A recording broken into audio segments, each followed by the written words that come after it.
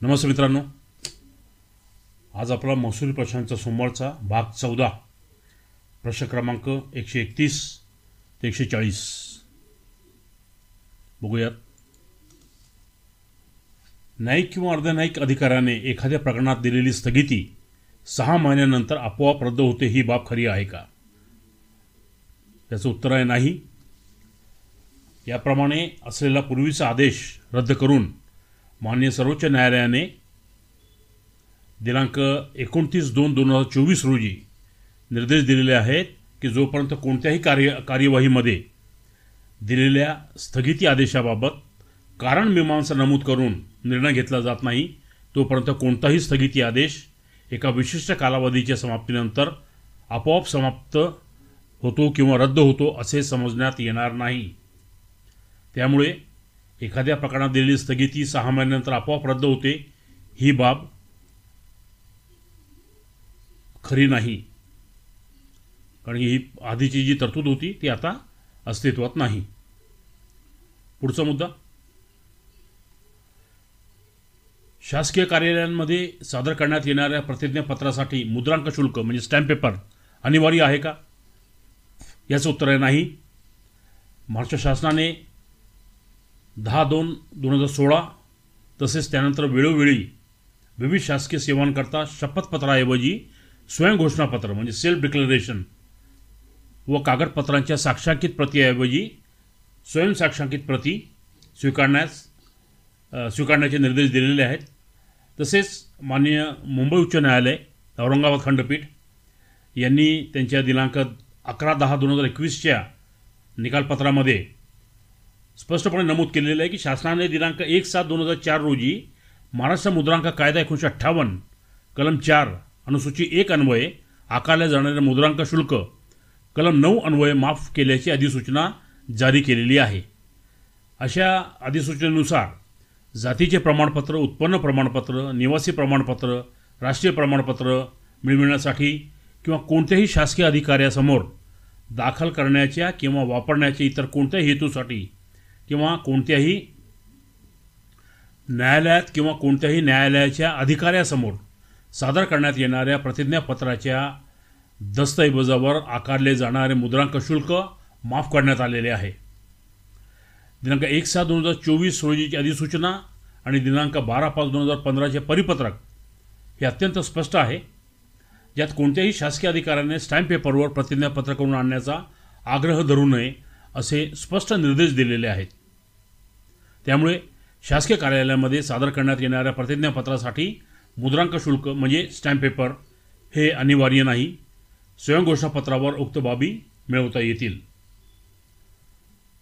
पुढचा प्रश्न इनाम जमिनीबाबत आहे.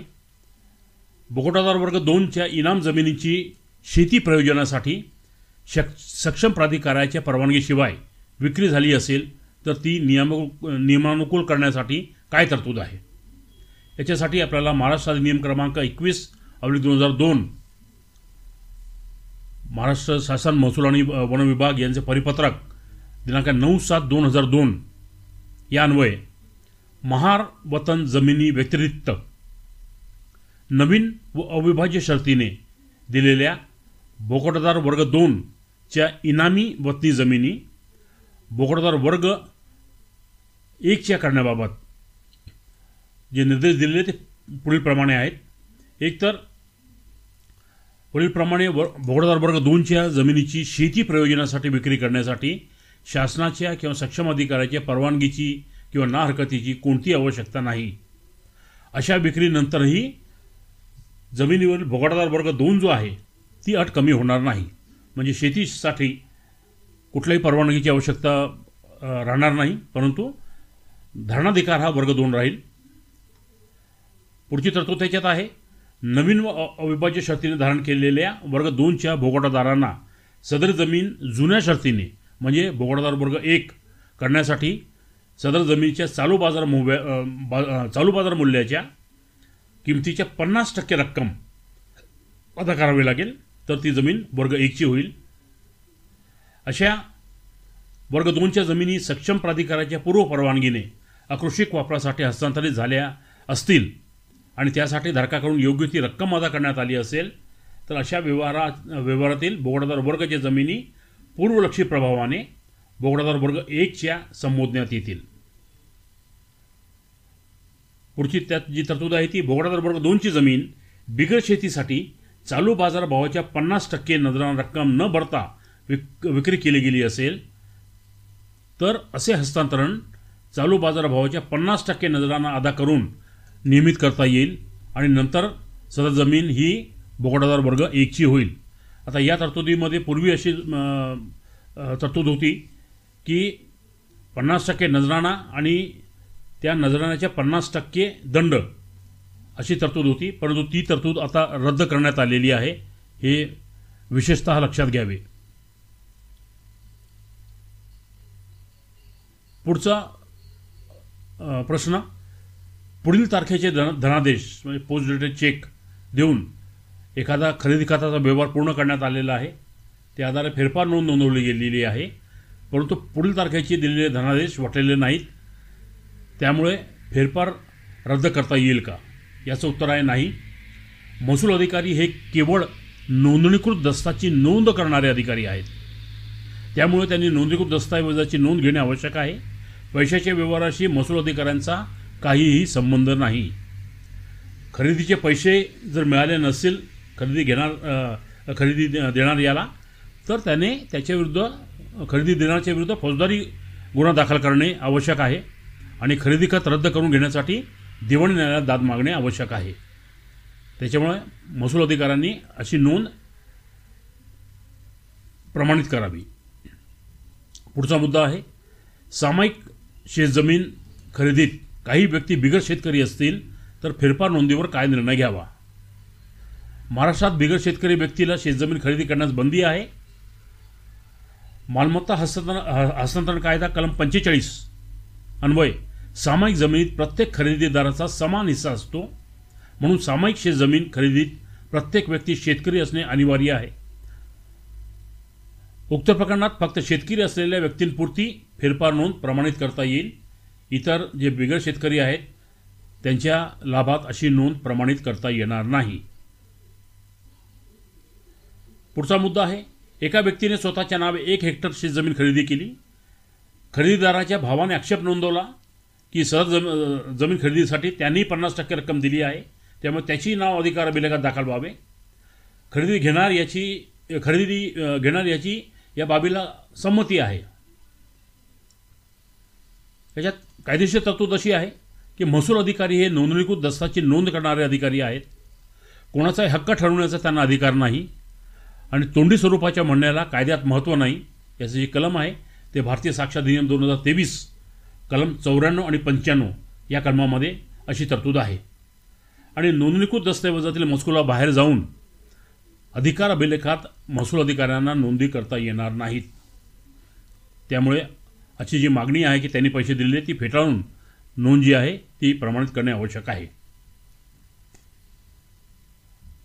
पुढचा प्रश्न आहे, देवस्थान इनाम वर्ग 3ची जमीन मंदिर ट्रस्टच्या वतीने विश्वस्त यांना विक्री करण्याचा अधिकार आहे का? हे प्रश्न खूप वेळा आलेले आहेत, म्हणून मुद्दाम घेतला आहे. तर याचं उत्तर आहे नाही. अशी जमीन शासनाने देवस्थानाला दिलेली इनाम जमीन असल्याने ती देवाच्या मालकीची आहे आणि त्यामुळेच अपरिहार्य परिस्थितीमध्ये राज्य शासन आणि धर्मदाय आयुक्त यांच्या पूर्व परवानगीशिवाय असे हस्तांतरण बेकायदेशीर ठरेल. अशा देवस्थान इनाम वर्ग 3च्या मालमत्तेचे मंदिर ट्रस्ट जे आहे ते त्याचे विश्वस्त जे आहेत ते अशा जमिनीचे मालक नसून केवळ विश्वस्त आहेत, ट्रस्टी आहेत. त्यांना अशा मालमत्तेची केवळ देखभाल करण्याचा अधिकार आहे. अशी जमीन त्यांना विकता येणार नाही. हाही प्रश्न 2-3 वेळा विचारला गेलाय. एका उदार व्यक्तीने दान केलेल्या गावातील चराऊ जमिनीची पंच कमिटीमार्फत विक्री करता येईल काय? तर पंच कमिटीने सार्वजनिक जमिनीचे संरक्षण करणे अपेक्षित आहे. सदर प्रकरणात सार्वजनिक हिताची हानी करून पंच कमिटीने खाजगी पक्षाशी संगनमत केल्याचे दिसून येत आहे. महाराष्ट्र ग्रामपंचायत अधिनियम कलम 59 अन्वये संबंधित जिल्हाधिकारी ग्रामपंचायतीच्या मालमत्तेवर कोणत्याही व्यक्तीचा दावा ठरवू शकतात. त्यामुळे पंच कमिटीने अशी विक्री करणे परवानगीशिवाय अत्यंत बेकायदेशीर आहे. पुढचा प्रश्न, मानलेल्या बहिणीच्या नावावर महाराष्ट्र जमीन महसूल अधिनियम कलम 85 अन्वये वाटप करता येईल का? याचं उत्तर नाही असं आहे. महाराष्ट्र जमीन महसूल अधिनियम कलम 85 अन्वये धारण जमिनीचे वाटप हे एकत्र कुटुंबातील सदस्यांच्या लाभात करण्यात येते. थोडक्यात भावी वारसांच्या लाभात करण्यात येते.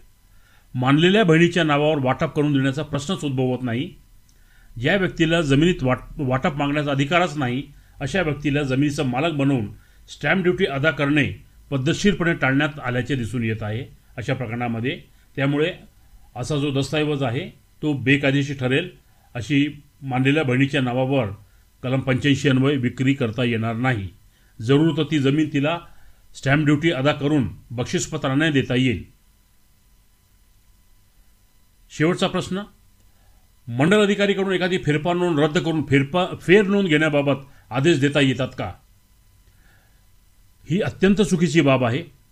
मंडल अधिकारी किंवा सक्षम अधिकारी हे कोणत्याही फेरफार नोंदीवर निर्णय घेताना एकतर सदर नोंद प्रमाणित करू शकतात किंवा रद्द करू शकतात. फेर नोंद करण्याची तरतूद कायद्यातच नाही, कुठेही कायद्यामध्ये असं म्हटलेलं नाही.